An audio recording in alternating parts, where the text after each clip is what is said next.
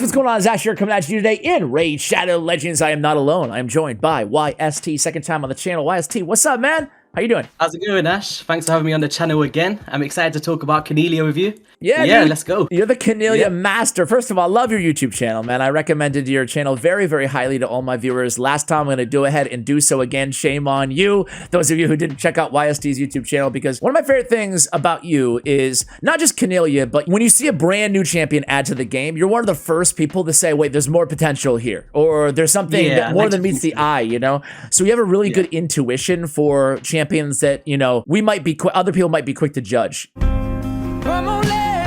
Can you give me another chance? Except you. Conellia was one of them. Like right when she came out, right? You were like, okay, this is a really cool champion. You weren't sharing like these crazy solo builds on day one, but you're somebody who like looked at this champion, spent a lot of time kind of going over a kit, talking about what makes her dynamic, unique. So I want to start kind of talking about Conellia as a champion, right? What stood out to you? Let's kind of go through her kit here and what, you know, what immediately perked up your attention on this champion? Initially, like when I first seen her kit, it wasn't even the sleep or anything that kind of caught my attention. It was actually the A1 ability, because when she first came out, it was the Eternal Dragon, right? Yeah. And I was trying to find a champion that can reduce cooldowns, and I didn't want to use Elegaeus. And she has this on her A1. And fun fact, in the first time I ever beat the Eternal Dragon was because of Conellia's A1, along with the team that I had at the time, right? So that's pretty much the first time that I thought, okay, she's got a decent A1, and that's all I was using her for. But then I started to feel like the A2 ability, it kind of reads a bit weird, but recently, in recent videos I've done, it actually works in a way that most people don't realize. So she can place a 100% sleep on all of the enemies, right? Very similar to like a Kai'Ma, but it just places, so you can't get a weak hit with it, so it doesn't matter about the affinities. But it's the second part that's really interesting. So just say somebody like a Rio Bone Spear strips off the sleep by some chance. She actually says, nope, we're going to put that fear on instead. And those champions that she just cleansed and put block debuffs up is actually going to have a fear now, a 50% chance. So you can't, like, even though you remove the sleep, it still replaces with the fear if it gets cleansed, which I think is really amazing. That's a really good point there. That's a really good point. So even the cleanser is not good enough because you still have a 50-50 shot at being 50-50 CC'd after that. Yeah. And that's one part that people kind of tend to forget about, but the A3 ability is probably the shine of a kit. Yeah. And it kind of just sprung to me. I was watching, funny enough, Hawkeye on Disney Plus. Don't know if you know that show. I was on my phone and I was like, wait a second, Conellia's kit is on a 2-turn cooldown. Right. And that was the first time I really looked at it and thought, okay, we could probably do something here, because what she does is when she puts a sleep on herself and then she's woken up by a hit, she gets 100% turn meter, which effectively makes this a 1-turn cooldown because she instantly takes another turn, right? And I thought maybe by some chance, if we could speed tune this very fast, I'd be able to keep up with Bommal. And that was the initial one.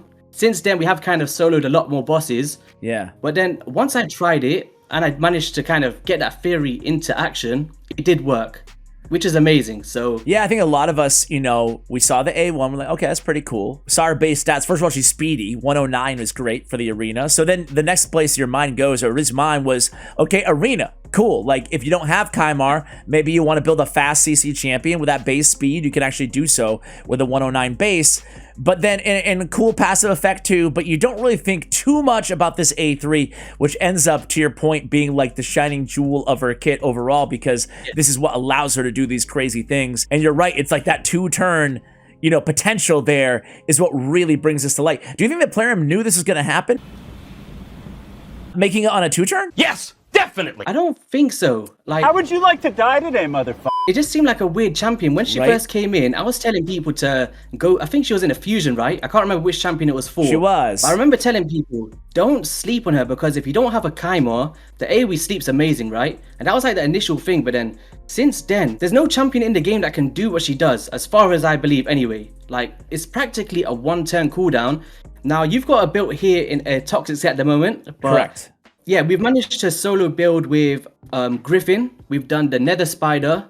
We've done Bommal, which today is actually the first time we're going to talk about the speed tuning of Bommal. Yeah. And there's also one other boss, which I haven't spoken about yet, but maybe towards the end of the video, you might give them a bit of a teaser. But Ooh. yeah, So in it's your crazy. mind, not in your mind, but you're saying she can solo 4 Doom Tower bosses then? Yeah. Okay. It's Wow. crazy. All right. So I don't think I any have her. champion could do that. I have her in a toxic set, and I actually think I stole this build from you. I gave you credit in the video, but I think I stole this build from you, but it was a while ago. It was probably like, a few months ago at least. So we had her in toxic basically so she could do damage, right? Because she's getting a full turn meter, she's not really doing enough damage, so toxic helps her out there. 75% chance of placing a weak version of poison debuff. With all that said, I have total stats 238 speed, 367 accuracy, decent amount of HP, defense, and it gets the job done on lower level bommels. I forgot who else I used her on, but I used her on another boss as well. So she was able to clear 2 Doom Tower bosses, but Bommal, I could do Doom Tower normal with Bommal, and I could do, I think, the bottom floor, but beyond that, I could not handle it. So talk about what changes we're gonna have to make to this build to handle higher level Bommal. Many of you guys may have seen the video, and in that video, it wasn't speed tune at all. So as I said before, I was just trying to get her as fast as possible. And Yeah, that was you were just like the theory. 220 at least, or something like that. I forgot what. Yeah. Yeah, it was actually something like 257. Okay. Like, it was pretty insane. Okay. Because I was initially tuning it for floor 90, but I didn't understand the tuning because I thought it was on a 2-turn cooldown, but it's effectively a 1-turn, and that's something I've realized since then. Also, we need to factor in loads of things here. So what I'm going to do is I'll briefly talk about Bommal and the kind of stats you need for floor 50, and of course I'll be discussing stage 90 in another video. But basically how it works is we've got a 107 base speed on Cornelia here. Yep. 109. Base. Yep. 109 speed, sorry. Yep. And then what we need to do is add 107 as like a minimum to the bonus speed, and that will kind of equal 216 speed, right? Okay. So floor 50 of Bommal is 210. So what we need to do is our Cornelia needs to be around, I'd like to say between 3 and 20 speed above Bommal. Okay. On all the stages. So if it's on stage 10, I believe it's 175 speed. So you want to be around 180 speed. On floor 50, you're looking at around 215 to 230-ish. And then we also need to factor in the 3 dread bombs. So they go at 75 speed. And I believe it's 3 dread bombs proc before the Bommal's 4th turn. And that adds up to 225 speed. Basically, this speed here isn't enough. So right now, we've spoken about the speeds that we need to put on the champion. But then now we need to factor in the kind of auras and stuff. So she's got an 18% speed aura. So that's around 19 speed or so to her base speed. And then we've also going to have the Spirit Haste Mastery, which is in the support tree. And that adds up another 24 speed. Okay, so we may have to do switch this, obviously. after this. Yep. Yeah, but basically 24 plus speed, and that will equal around 260 speed, which is where we want to sit at. And it's all going to make sense once we get into the run. So that's pretty much the baseline bottom you can get on the speed tune for floor 50.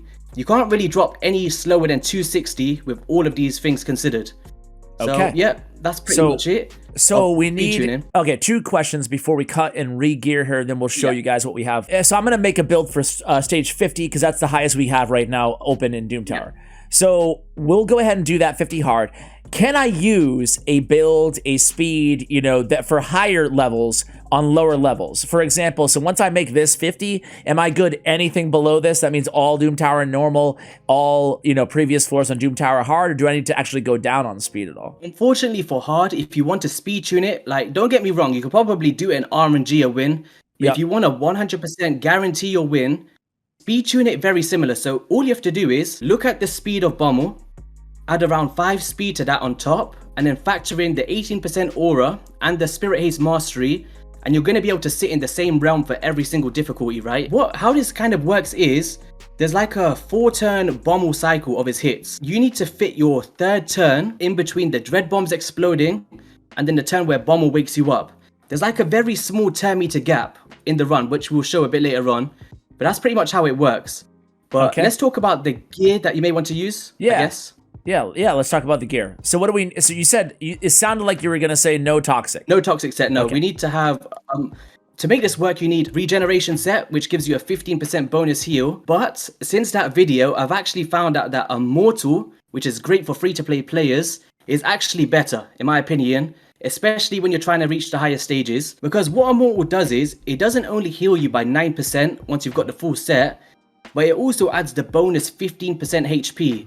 So if you're struggling on survivability, this is a great way to get your speeds, but also to apply all of the HP to your champion, because she's really great with her base HP as well at 19,000. So if you want to start reaching those 70,000 or 80,000 thresholds, it's really easy if you just put everything, HP and all of that stuff. So Okay. So things we don't need on her. We don't need crit rate. no accuracy, no resistance, no crit rate, just survivability and the speed tune. All of our damage is going to be coming from War Master.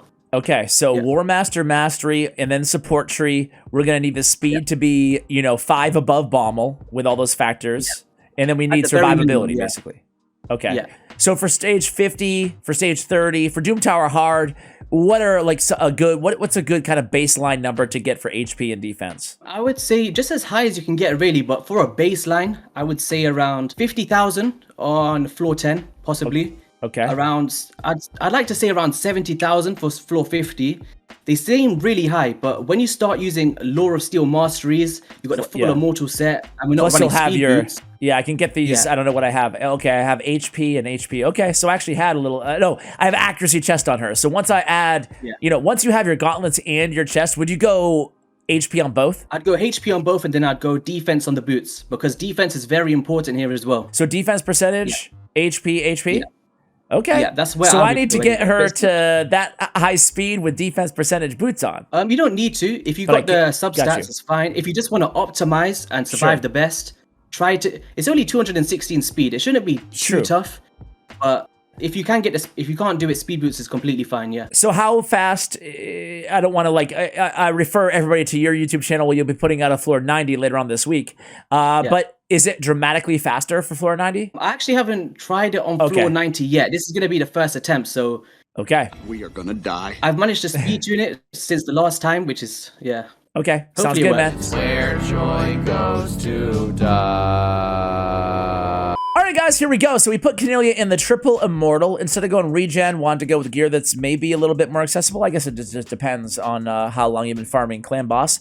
But first of all, apologize for everything being legendary. I tried to go 5 stars instead of 6 because immortal, I'm at the point right now, after 3 years, I'm only really keeping the legendary gear. We went, we stuck with speed on the boots. We went with HP, a beautiful triple roll of flat stat attack here. Not going to help us out at all. HP on the gauntlets, HP on the chest, and then we went speed on the boots. And then we're just basically looking for survivability and speed. We have our speed at a pretty reasonable 218.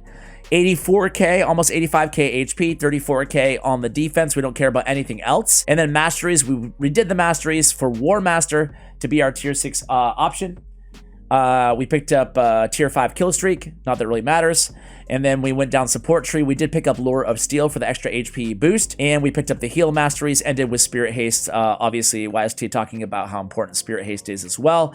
Any other comments on this build here while we go into Doom Tower? I guess if you just want to go HP percent or defense percent on the boots, it's completely fine if you can get the speeds. But I think with Ash showcasing that you can do it with speed boots as well, makes it a lot more attainable for most players, right? So yeah, it turns out I only had 1 defense percentage boots in Immortal, and it wasn't, it had no speed substat, so I couldn't get the speed without it. All right, so before we go in, what are our presets here? So we need to add it on in there, and then we need to add no A2 ability. That's very vital. We don't want it to do that, and we want to always prioritize the sleep. And because she's in the lead position, she's only going to put the sleep on herself. So, yeah, first choice. Okay, so and then first the rest choice doesn't really matter at all. Just for my viewers who are going to ask, I know that Fushan has a better speed aura, but I want to try to do this with the, with just Conellia here, because who knows who you guys have. All right, so here we go. Everything else, we're good to go? All good to go. All right, let's do this. All right, so it takes a long time, right?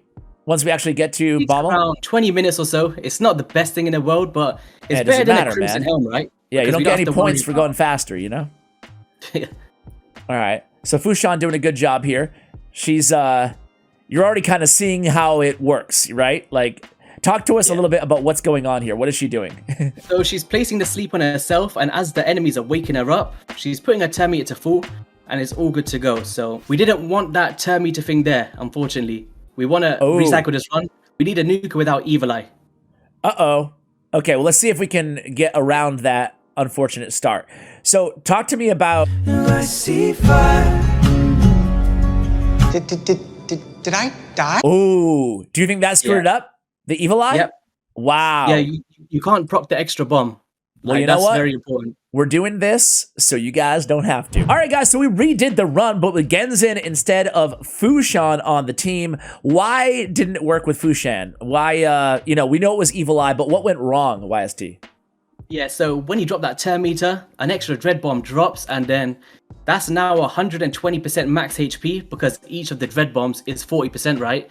Yep. So if you get hit by that, you're getting hit to the ground. So definitely don't bring an Evil Eye if you're trying this out. No Evil Eye, no turn meter on your nuker on anybody for this battle, because one more of the bomb, you're going to be screwed. All right, here we go. So I just can turn it right back on auto, and I'm good? Yep.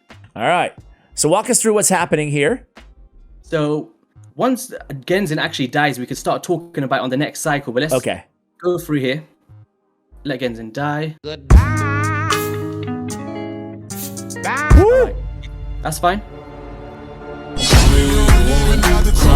Ah, there it is. Now, okay. Now I believe you. Right now we're in sync, pretty much. So how it's gonna work is we get hit, we get woken up, sleep, woken up. Bomb. After this sleep here, you're on full HP. The Dread Bombs are gonna explode. The sleep's gonna go up, and that's pretty much how it's gonna go the whole time. Set it and forget it. Yeah, so what I want you guys to pay really close attention to is the turn meter on the Dread Bombs. So watch this next one here. Right now, the 2 bombs explode. The sleep goes up in between that. So this is where the speeds are very important because if you don't get that sleep up in between the bombs and the actual Bommal, that's where it falls out of sync and you die, right? You need that sleep to go up in between those turns, like there. Otherwise, you're dead. And you that's have why that small window. Okay. So again, for my viewers, just to reiterate one last time, and then we're not going to make you sit here for 20 minutes and watch this battle, but we'll show you the end. You need, on every single Bommal, you can just like Google, I mean, I'm sure like every website out there, I'm sure Hell Hades and Yumi Love, a variety of others, Deadwood probably has the HP of these, or excuse me, the speed of all these bosses, right? So you go out there, you Google search the speed of the Bommal that you're trying to beat, and then you build her, again, 5 speed faster than the Bommal.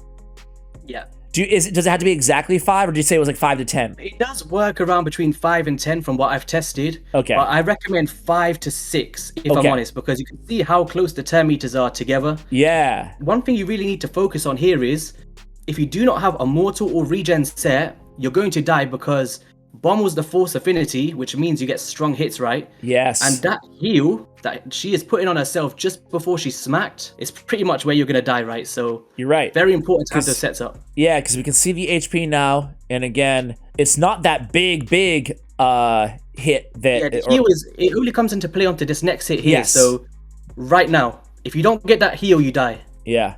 If that makes sense. But it does kind of lag out. The HP looks full, but she is I was like, what's taking going on here? She's looking pretty healthy, bro. I don't know. Aaron was like, please, don't solo me. Don't solo Bommal. Like, you're not supposed to be doing this. We will cut here. We'll come back at the end and conclude the video. I'll be right back, guys. All right, guys. So, Bommal almost dead. 15 minutes. Not too bad time-wise, right? Yeah, not too bad at all. Not too bad.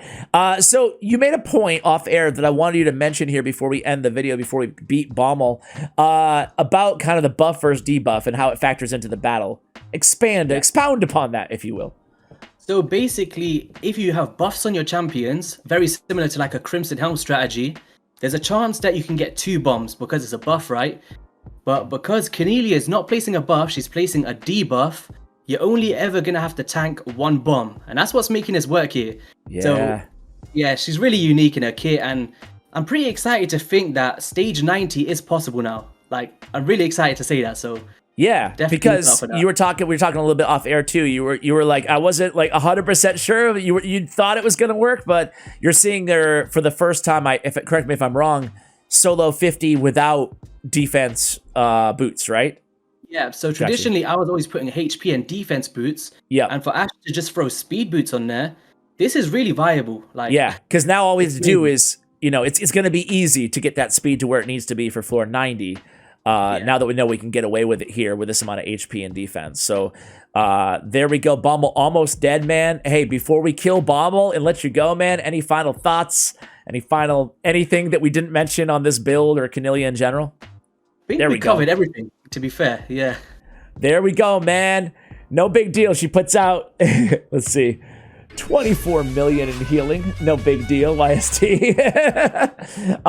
Pretty beast mode. Thank you so much, YST, for coming on the channel, man. Always a pleasure to have you, dude. No problem. I appreciate you taking the time out to showcase this to your viewers. And hopefully you guys can finish Bommal now if you've got Cornelia built. So absolutely, guys. Perfect time to go ahead and check out YST's YouTube channel. All the links will be in the description below. Thank you for watching. And as always, take care, guys.